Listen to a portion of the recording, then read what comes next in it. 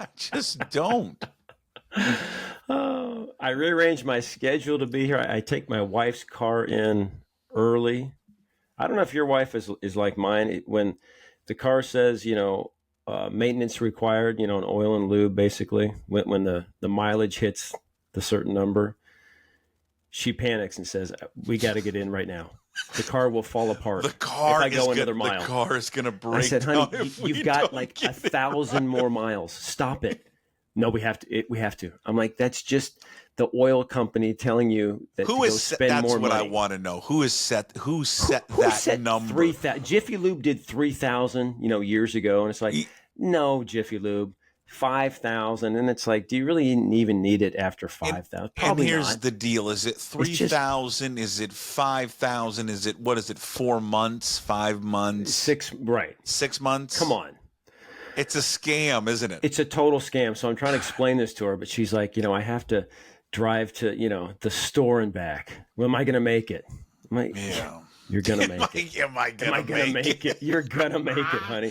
But I had to bring it in today before the show, and then we're going to go pick it up, and I'm going to go right into work, She's for the Red Sox game. And you got to, keep them happy, but at ease. Because if panicking, if the mom is panicking, then the kids sense it. The whole house is off everybody balance. senses it. Do you have dogs? Or do the dog senses She'll it? Sense it. Oh yeah. We just need equilibrium, just calmness here. We'll take it in. The oil second, and lube. Yeah, oil and lube. Hey. Can we say? I think you can say oil and lube if you'd like. Yeah, sure. That's just the service that the that who dealership provides is giving us. Yeah, the dealership provides. Is in that this case, code word.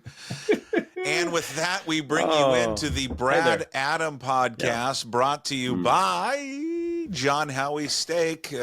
Brad joins us inside the Puck Sports Studios, of course, built by Limback Lumber. You can follow Brad on X at Real Brad Adam, and you can go find him at John Howie Steak. Entertain your next clients, family, and friends at John Howie Steak, and have the best dining experience in the city. Visit JohnHowieSteak.com. How are you? Besides the car troubles. No, I'm okay. I'm all right. I played in Valley's tournament last night up at the Ridge. And the one day of summer that it's rains and it's 55 degrees. Like, are you kidding me? It was ridiculous. My back is just getting tighter. Your back's It took about hurting. 6 hours, and I'm trying to swing, and it's rain, and I'm the youngest in my group, which is never good. And I'm the farthest hitter, Puck, which is never good. Ooh. So we did not win, to say the least. But you'll like this, the long drive kid. Now, do you remember the course much? Do you remember 15? It's the par 5 after the bear hole, the big canyon hole. 15. It's downhill. After 14 that the bear hole. Yep. Sure. Yeah. Not really, but okay. Okay, but it's a par 5. It's downhill, sure. Okay. This kid, there's like a foursome of kids just graduated college. This kid hits one 375. Hey, timeout. Okay. Is it downhill, kind of slightly to the left? Yes.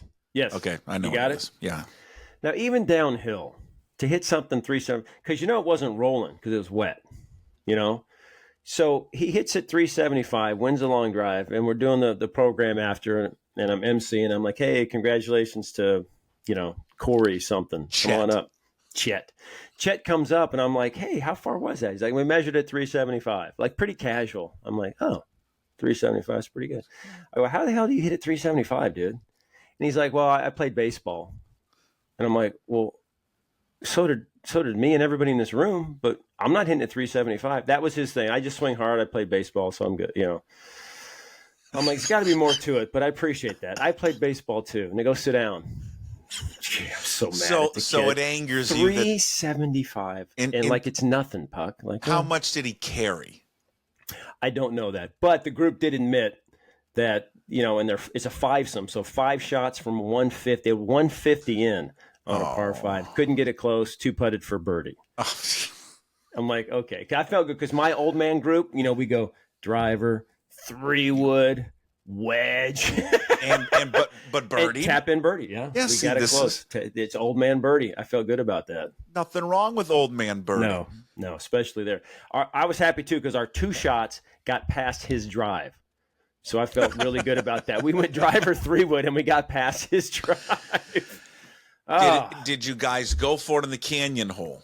We did. You know, they're very kind and they moved us way up. We had like 250. I actually made it because it's like 250. Yeah. But so we were way to the, I guess it's right as you're looking at the green, way to the right. So not much of the canyon we had to go over, which was really nice. But, you know, they got all the scaffolding up. They got all the grandstands getting up ready for the Boeing Classic. So the course was in great shape, just a little wet. But what hole do you think Freddie quits on? Why is he going to quit?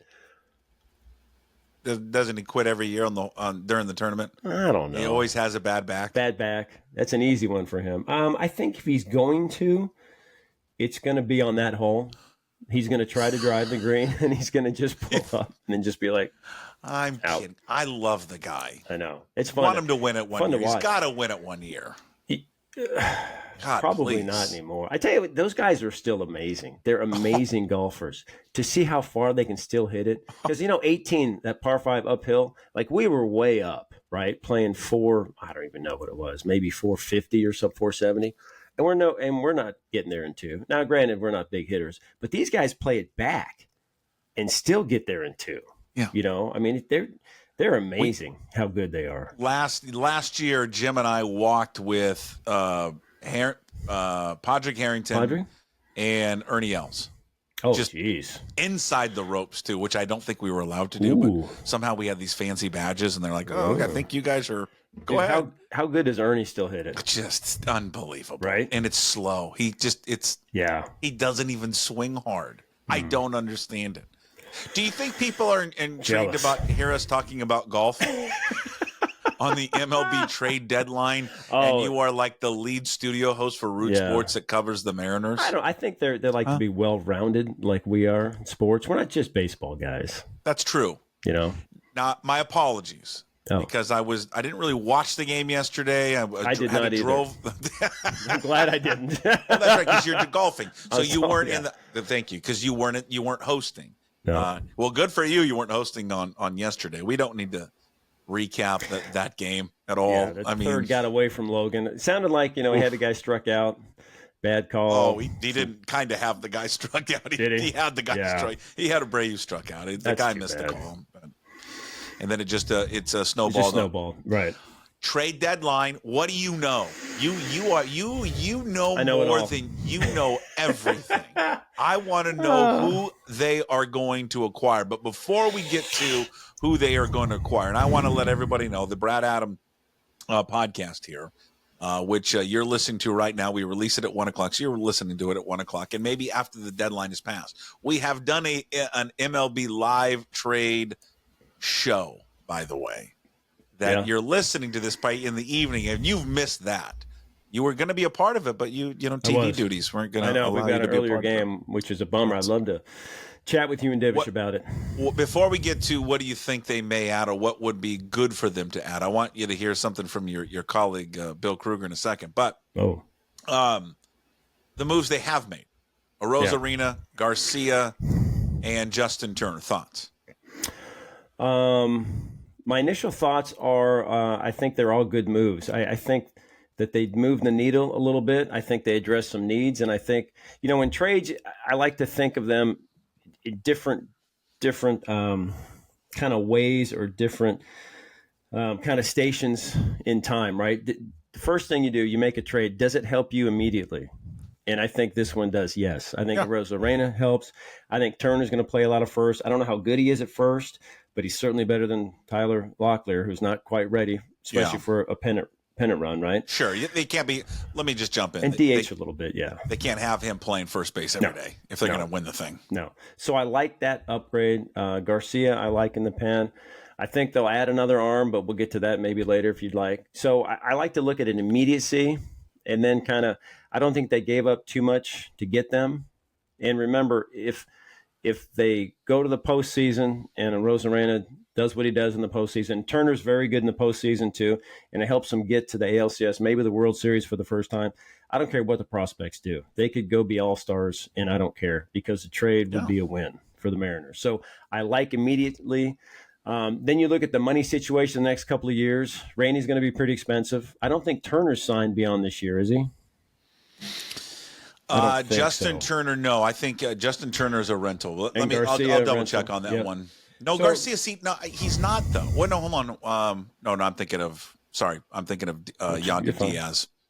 Right, Diaz. And that, with Turner, maybe they still get Diaz, but I think the need is less because of the first base. So you look at that trade, you look at the money situation the next couple of years, and then you look at maybe, 3 or 4 years from now, when the prospects have matured and should be in the majors, what does it look like then? But that's future, and I don't really care right now. The immediate impact on the team, you see it already. Randy's gotten, a couple of hits already, home run, double last night. And Turner gives you a good at-bat. The power's not there anymore, but he gets on base a lot. I think it's like 360 or 370 on base with, a bad Toronto team.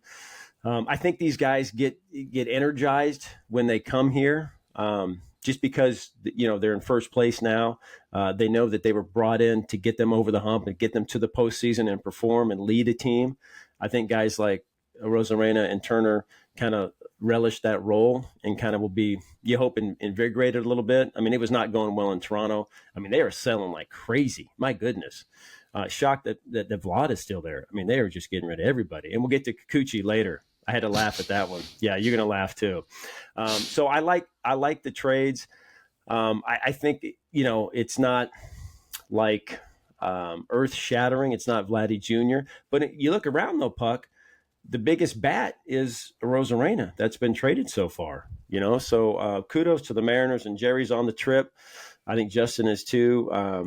I think they'll continue to work, and I think they'll get probably another bullpen arm kind of after what they saw last night. And with Santos, not being as effective and not being able to pitch as often as they'd like, I still think they'll get another arm, and that'll be for, a prospect too, which again, I don't care about at all. So I like the moves, and I don't think they're done. Yeah. I'm going to get to Bill Kruger, his comments yesterday about Gregory Santos in just a quick second. I mean, you look at Justin Turner and you say, postseason success. Same with Randy Rosarena. They need guys that have been good in the big moments. And clearly, I think the reoccurring theme with everybody that they have acquired, right? Well, at least the two bats are guys that are not. They're having down years. True. Compared to what they've done previously. The sad commentary is that you put those numbers on this team and you're like, oh, it's pretty good. Fit right in. Or actually, yes, pretty good. Well, Turner would have like 260-ish or something. He's Turner, decent batting average. 257. His on base is 351. Yep. Slugging's 373. His OPS is 724, which is the second highest on the team. Behind Cal. That's crazy. So 39-year-old guy who gives you, really good at bats. Yeah. Can play third a little bit if you need to, DH first. Yeah, no. He's 39, I get that, but I mean, these are the type of players that you need, because when you look at the team and you think to yourself, like we were talking about Locklear at first, like, do you feel confident, last series of the season, you had to win 2 out of 3 and he's your first baseman? Probably not. No. If Rayleigh or maybe Dom Canzone comes back and they're playing left field against a righty, do you feel really good? Maybe not. You feel better with the Rosarena out there, right? Absolutely. So you like to upgrade the roster and think postseason. You always think kind of up the middle with catcher, second, short, and center, and they're pretty good there when JP comes back. And Polanco's been picking it up a little bit. They're pretty good there. They still don't have a lot of slug or home run hitters, but I mean, that's okay. The way they play, it's okay. They always say, Skipper loves to say homers are nice, but stringing stuff together and getting things done, finding ways to score is kind of their offense. Well, which we've seen. And they need guys that can hit contact the ball more. I mean, that's the one thing that you can at least, I mean, Rosarina does strike out, but I mean, you look at Turner. I mean, yeah, his power numbers are down, but Turner's not going to, he's a guy that can put the ball in play. You know, if you look at Yandy Diaz, if they were to acquire Diaz, now I still don't think the door is shut on him. I agree. I think they could use Turner as a DH first, a little bit of third, and then Diaz could play first base too. And then Diaz is a guy that, again, low strikeout rate, makes contact. You know, again, not going to hit a bunch of home runs, but again, they need more contact hitters.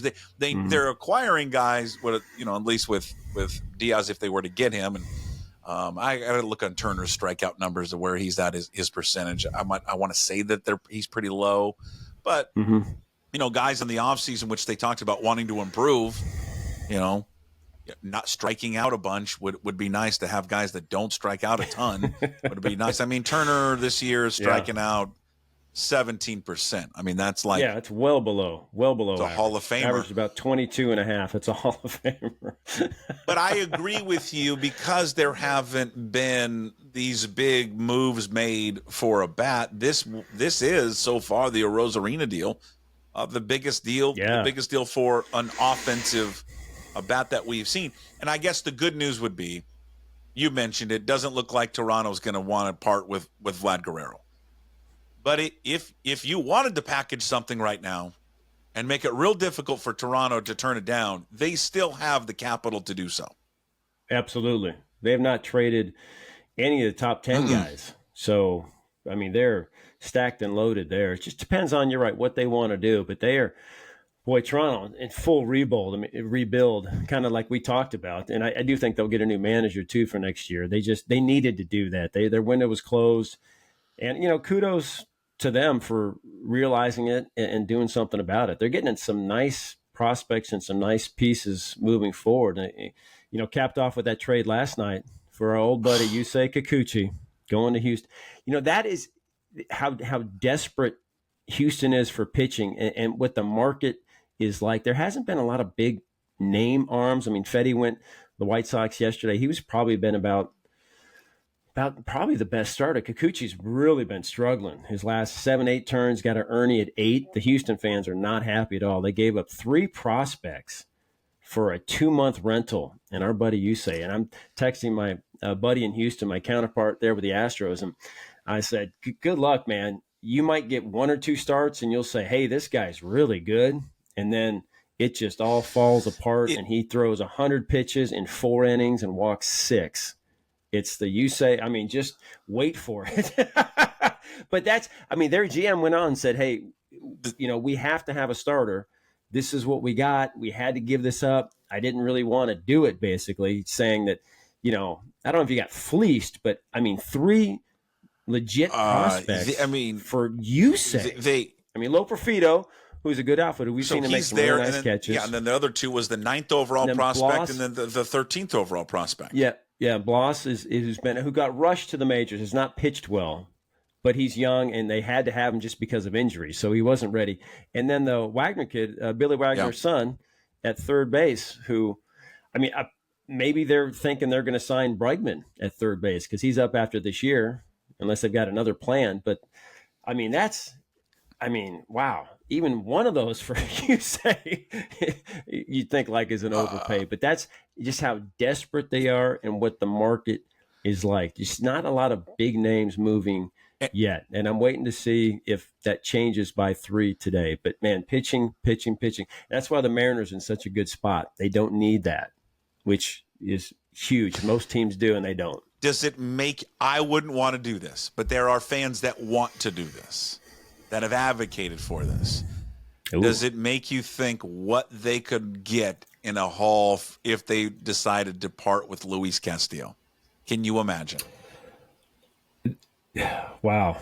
You're right. That would be something you don't want to do. Again, we're talking postseason guy who's pitched well, so-called number 1 still, but I don't think he's the Mariners' number 1. I don't think, I think Gilbert and Kirby have passed him. Agreed.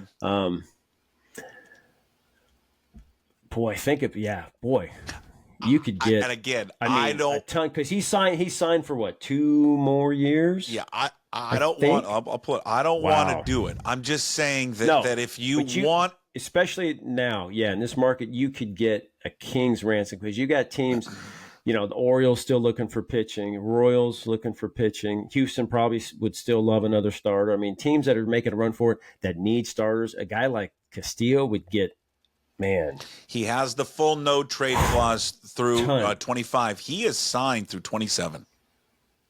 Okay. Yeah. What a deal that would be. I'd go to somebody like Baltimore, who's got, the best farm system, and say, hey, here's a list. But what if he goes and then helps the Orioles win a World Series? He knocks you out in the ALCS in Game 7. All right. Never mind. All right. Make it an NL team. You're right. Who's got a good system in the NL? I don't want to do it. I'm just saying. I'm just imagining. The first thing I thought of yesterday is when Kikuchi got that. Oh my gosh! I'm like, yeah, because when we brought it up last week about Castillo, but I was stunned at how many people were like, oh, they need to be doing this. They need to trade him. Absolutely need to trade him. Like, I'm going to keep him, but I'm going to keep the guy. But I understood the sentiment from those about what he would bring back, and this team has been void of some, of a bat, right? Absolutely. Boy, like Vladdy. I'll be honest with you. I'll say it. You would get that caliber player. You know what I mean? You could get a Vladdy or that caliber player. If we could get Guerrero, I would trade Castillo in a heartbeat. Yeah. Would you? And then hope you can sign Guerrero? I'm so confident in their ability to develop these pitchers. I mean, look, they're great at it. Yeah, you're right. They're great. Yeah, you're right. And they got guys coming. He plays every day. Wow. You know that. You would always want a guy who plays every day over a pitcher. Yep. True. And he's hot. He's putting up big numbers. He's good looking. Yeah, right. And he's good looking. You want to hear you mentioned this. I want to play this for you. Oh yeah. What do we got? So good. You got like Kruger everything. Does he know that you do this? I don't know. Man, he's been spicy this year. He has been. All right, this kind of came out of nowhere because you didn't prompt him. Come on, you know how to push his buttons, Puck. Because maybe you know how to get him going. Maybe I'm just blind to it and maybe not paying attention. The one outing for me that stood out the most with Santos is his first one against Profar, and I'm like, I love this guy. Like I was all in, and then you go back and you deeper dive, since then, hasn't been able to, they're not going to pitch him but back to back, right? Not even close to that. And he has been a little spotty. And so I guess when they acquired Garcia, and what do we call, is it Yimmy or Jimmy? I think it's Yimmy. Okay, I like that. You can say Jimmy, but come on. Yimmy. Yimmy. It's like Luis Robert. That's not fun. Well, isn't it Luis Robert? Yeah, but it should be Robert. How can it be Rob? Yeah, exactly. I like to Luis say that. Robert. So okay, Robert. Yimmy. Let's go with Yimmy. So when they got Garcia, I was excited because I'm like, it's Garcia, Santos, Spire, Munoz, or I'm just not in that order, but like, that's a good group. Yeah. And then Kruger just like threw cold water on Santos, and I want to let you see and hear what he said. He's just hyper, which I don't think that's good for a late inning guy. And then he tries to pitch with his slider, and he can't throw his fastball for a strike. He throws 99 miles an hour. He can't throw for a strike. People sit slider against him. They sit slider. If you've been watching, they're putting balls in play. Okay. He's not beating anybody, and I just don't like the makeup at the end of the game. To me, he's going to have to take a couple steps back and show me he can do it because I don't see it. Did you notice the little dig at me when he said, if you were watching, you would. If you Hey, F you, Kruger. I'd have to, like you, maybe look more at the outings. I know he couldn't finish an inning and he hasn't been great. And he came out with that knee injury, which was kind of bizarre. At home there and bulked, get a runner in a scoring position. I think that they just figured that, he had like two outings in Everett or and maybe just one. And they figured, it was a couple. And so they said that, instead of pitching him in the minors, which he needed because he hasn't pitched at all this year, we'll just do it in the majors and really monitor his workload and make sure he's okay. And hopefully that works out. And it really hasn't, because he can't pitch, like it's one every 3 days, maybe 4 days. And when he does, right, Bill's right, he has not been effective. He's not been the dominant, overpowering, come in and Munoz wipe out the side. I mean, he's given up contact, he's given up hits. I remember against the Angels he pitched, he was really hard contact. He got out of it, but it was like missile at people. I just think that he's, still trying to get into pitching shape, I assume he's healthy. He has not been that dominant 8th inning guy. That's why they went out and got Garcia. And Stanek has been struggling, true, but they need to get that bridge, need to get the ball to Munoz. Inspire, I know he got a hit around last night, but I think he's going to be fine.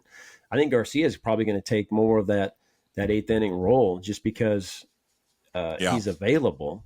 And he's pitched well. I mean, he's pitched really quick, short innings. But Santos is still the guy that's got, overpowering great stuff. We just haven't seen it yet. Yeah, you look at his game logs. The last 3 games he's given up 4 earned runs. And hasn't really looked all that. His first 2 outings he was okay. He was, good against San Diego, and he was good against the Angels, but yeah, and I get that. He's pumped up, excited, but you like to see the emotion. You see Munoz show some emotion on the mound. But he's not, jumping around and yelling and screaming. I don't and think doing Kruger stuff, that. So, I don't. He doesn't like the. I think it's okay, Bill. Show a little emotion. Doesn't like the interaction with Profar. He even mentioned that. He's like, you don't need to be jawing with the guy. I don't mind that. Yeah, I don't mind that. But yeah, if they can get the ball to Munoz, I mean, how good has he been? Not just this year, but lately. I mean, guys don't even touch the ball. They don't get hits off him, let alone runs. I mean, it's awesome to watch. And that's why you just kind of get excited, right? When you start saying, man, you get these 2 guys and you get in the postseason like we've always talked about. And then it's just, shut them down in October. So I'd like to think that, I know these moves are better on paper. And like people are talking about, Bill, and I know you guys have talked about just kind of the energy in the clubhouse and just kind of, Cal mentioned it too, like, hey, these guys, they went out and they helped. We got better. We're excited. We got a legit hitter. We got Turner now. And, they rolled the White Sox, which everybody does. They're going to, have the worst record in history, it looks like. But that stuff matters, especially last year when they didn't add and players called them out. That matters. So the clubhouse, feeling good. They got to go out and prove it. I know that they're back and tied for first, but, they're in a good spot. All right, so what do you think? The odds they add another bat, another bullpen arm? Bullpen arm pretty high, I think. After watching, like we talked about Santos and watching last night, Thornton hasn't been very good lately. I think they're still short one arm. I think they'll address that today. As far as a bat, that's a good question. I mean, we talk Diaz. Would he fit in? Yes. There's not a lot on the market. I mean, you're talking about Yandy. You're talking about Guerrero, and if Guerrero's off, then Guerrero's off. The reports are the White Sox aren't going to move Luis Robert, although they should move. Robert. I mean, I don't know. And Crochet, why wouldn't they move him? I mean, I don't get any of it. Like, why would you keep any of it? You know why? Because they're the White Sox. It's ridiculous. Get rid of all of them. And they're going to be bad forever. Yeah. Lane Thomas was moved, so that was a move that. Where did he go? I didn't see that. Guardians. I like him. He's a Guardians player. God, that's just fits them perfectly. Yes. The smart move. Yeah, I really like good. him. The guy that I want, I keep bringing up with Divish, and I think it's just because I just love his nickname. Alejandro I love him. And I'd like to see them. Well, now I wonder, they don't need a backup catcher anymore, do they now? Because they're just making Garver because Garver the backup. And they're not even DHing him anymore. You've got these and now with Turner there, if Turner gets some DH roles, that'll. Do you know Garver on the bench? Who the emergency catcher is? No, the guys have talked about that. I think it might have been Ty, but good luck with him and the Reds. Yeah, good dude. I I don't know if there is one. I mean, obviously they've got to have one, but yeah, that was a mistake question. yesterday. I talked about it on the Daily Puck Drop this morning. I just thought it was a mistake by service yesterday. The game got away from them really fast, and Cal took a nasty hit early on in the game where it looked really, really bad on a slider, the back of his hand. Okay. There was no need to catch him anymore. Get him out of the game. They're gonna run him into the ground. They're playing him every single day, but people are like, well, if you bring him out and Garver goes in there and gets hurt, what are you gonna do? Well, I don't know. It's sports. Figure it out. But yeah. So yeah, that's a good question. I thought the game, you're gonna need that guy later in the season. I think it's time to get him off his feet they play him a little day. bit, especially in a game when you're. Well, they do that when they DH him. Right. No. Here's your off day. Late night Lamont. What's the guy? Late night Lamont Wade for the Giants. Oh, is that his nickname? Yeah, late night. He would fit in well. Yeah. Guy hits for average, gets on base, runs, doesn't strike out. Think about where he hits. It's got to be as hard. Yeah, it's got to be as hard to hit as T-Mobile. I mean, that place is ridiculously hard. That's yeah, I'd rather have him than Diaz, but see, I don't know what the Giants are going to do. I mean, they traded Soler, and then all reports are they're going to trade Blake Snell. So, how about his outing the other day? Did you see that? 15 strikeouts in 6 innings. So 15 of the 18. Okay, if Kikuchi gets that, what does he get? Yeah, that's a great point. Because he signed for a couple of years. Who's better? In San Francisco, who do you think is better? So you've got him for another. Oh, well, for sure, Blake Snell, for sure. But yeah, that would be. He has a player option for next year. That's it. Yeah. Just a 2-year? Huh. And I like it too. I like Toronto. I like baseball, just knowing, how badly Houston needs a starter. It's like, you know what? Let's really make them pay. Let's get the Astros. And they did. So, unless Kikuchi helps them, which, who knows? Maybe he can't. I don't know. But, I mean, we've seen that act before, and it's something. But desperation, that's what happens. My friend. Desperation. So that's what happens. Mariners not desperate, so that's a good sign too. All right, this is you have fun on the program today. What time does the Root Sports? When do you guys go earlier since it's trade deadline coverage or normal time? What are we doing? Okay, normal time. Normal time. We're 3:30, normal time, so right after the deadline. So we'll have all the latest, which will be great. And I'm not sure. I might get Bill today. I don't know if it's Ryan or Bill. I'm excited about Bill both, and obviously. stir him up. Stir him up. As you know, it's so easy. It's kind of fun too. Sometimes I'll sit on set, Puck, and I'll just in my head going, if I ask him this, he's gonna go. So I'm like, sometimes I do, and just kind of sit back and just kind of smile to myself. When you ask him a question and he answers, you count in your head when he pauses to make sure you can ask another one. I struggle with that. I struggle a little bit, but he's pretty. I mean, obviously. On air, he's pretty good. When we have the better conversations are, when we're by our desk, our little cubbies watching the desk. Yeah, it's fun. All right, we'll have fun on the show today. That is the Brad Adam podcast. It's brought to you by John Howie Steak. Entertain your next clients, families, and friends at John Howie Steak and have the best dining experience in the city. Visit johnhowiesteak.com. Follow Brad on X at Real Brad Adam. Check out his podcast. We release it every Tuesday at 1 o'clock on YouTube, Apple, Spotify, and, of course, right here on pucksports.com.